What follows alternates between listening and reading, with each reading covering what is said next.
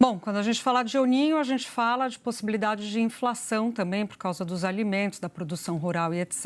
E é por isso que a gente vai conversar agora com Vinícius Flores, que é gestor de investimentos, está aqui com a gente. Vinícius, boa tarde, obrigada pela sua presença aqui na Globo News. Começo perguntando para você sobre essa correlação que a gente pode fazer entre El Niño e a expectativa da inflação para 2026. Boa tarde, Julia, eu que agradeço.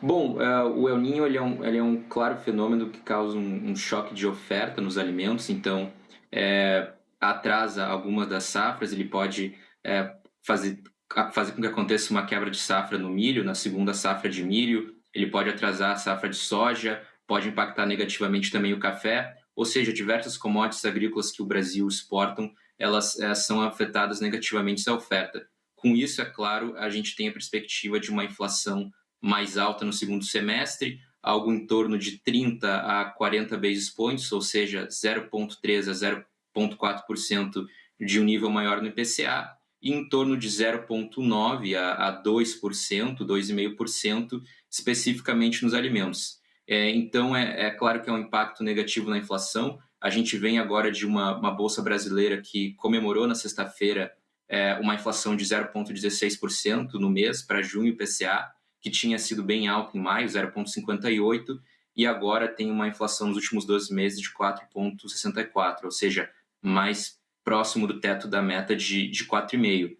Porém, com o El Niño, as expectativas realmente é que a gente tenha safras sendo atrasadas, algumas quebras de safras e até os próprios agricultores que acabam plantando menos, ou seja, diminuindo a oferta por conta do El Niño, e isso com certeza afeta a inflação, né? Aumenta a expectativa de inflação para esse ano.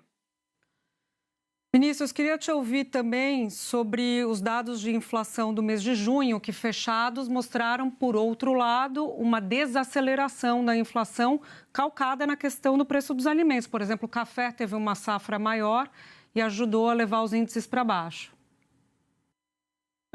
O que a gente teve, como eu comentei, em maio tinha sido um número bem alto para o IPCA, 0,58, em junho agora 0,16, bem abaixo das expectativas de mercado, e foi principalmente em cima de alimentos que caiu 0,24%. Então, justamente o item que é afetado agora pelo El Niño, mais afetado, que são os alimentos, foi o item que trouxe esse número mais positivo para o mês de junho, né? Por outro lado, a habitação, a gente teve 0,6, um dos maiores níveis para junho, que é principalmente afetado por combustíveis e energia, mas, por outro lado, alimentos ajudando com que a gente tivesse esse número positivo, né?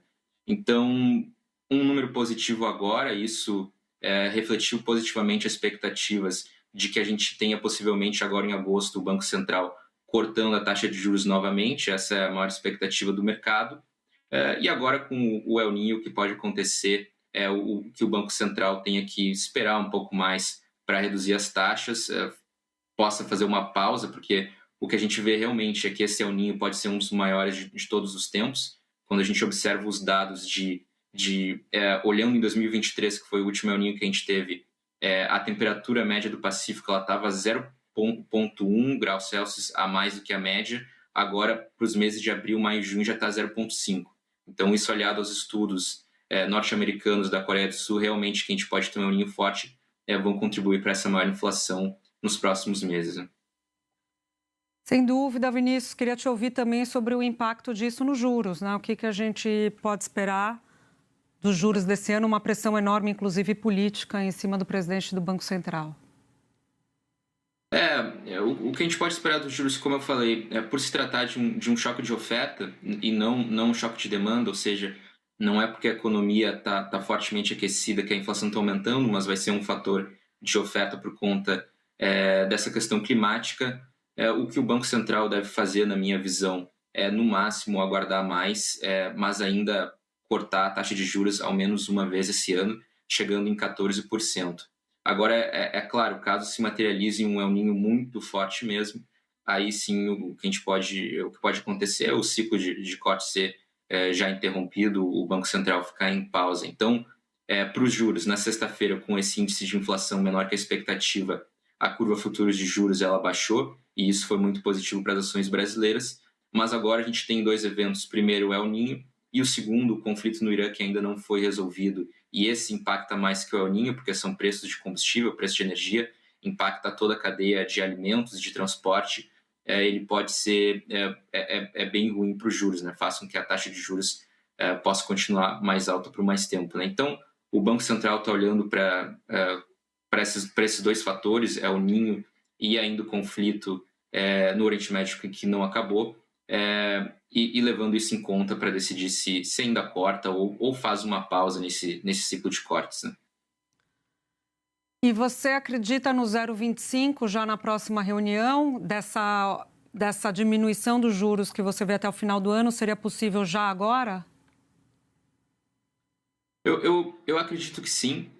O que acontece com o El Niño, na verdade, são muitas expectativas ainda, os estudos apontam que vai ser muito grande, mas, de fato, o que a gente tem, e até comentando o café, por exemplo, os futuros essa semana aumentaram muito em decorrência do El Niño, mas são tudo expectativas ainda, né? Então, o que o Banco Central tem em mãos hoje é uma inflação em junho que foi bem abaixo da expectativa, dá um certo sinal de desinflação, e ele pode já aproveitar agora para fazer esse corte. Agora, na minha visão, esse corte cedo ou tarde esse ano, a gente tem esse corte de 0,25% ainda esse ano. Tá bem, obrigada pelas informações. Até a próxima. Eu que agradeço. Muito obrigado.